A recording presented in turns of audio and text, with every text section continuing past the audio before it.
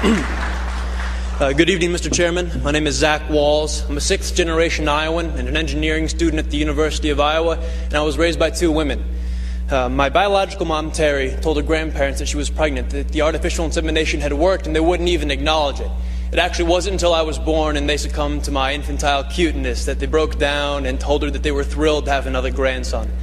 Unfortunately, neither of them lived to see her marry her partner, Jackie, of 15 years when they wedded in 2009.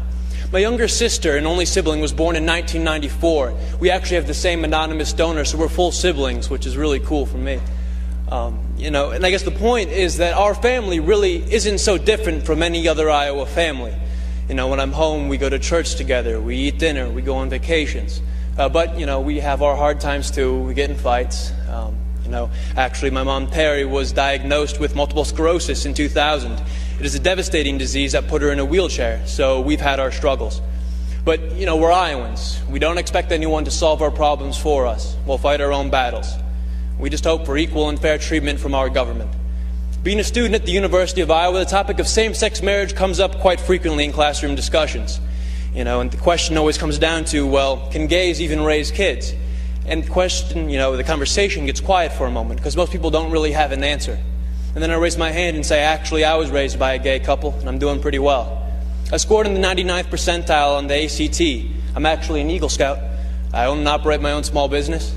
If I was your son, Mr. Chairman, I believe I'd make you very proud.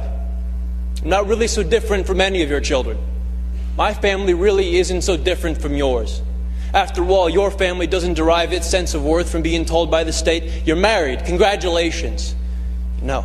The sense of family comes from the commitment we make to each other, to work through the hard times so we can enjoy the good ones. It comes from the love that binds us. That's what makes a family.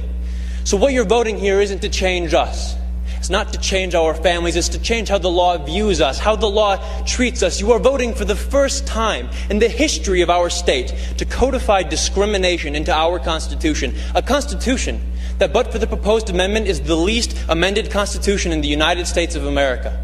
You are telling Iowans that some among you are second-class citizens who do not have the right to marry the person you love. So will this vote affect my family?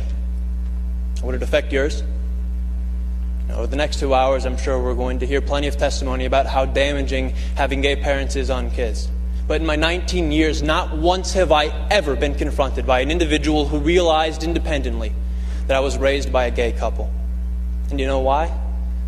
Because the sexual orientation of my parents has had zero effect on the content of my character.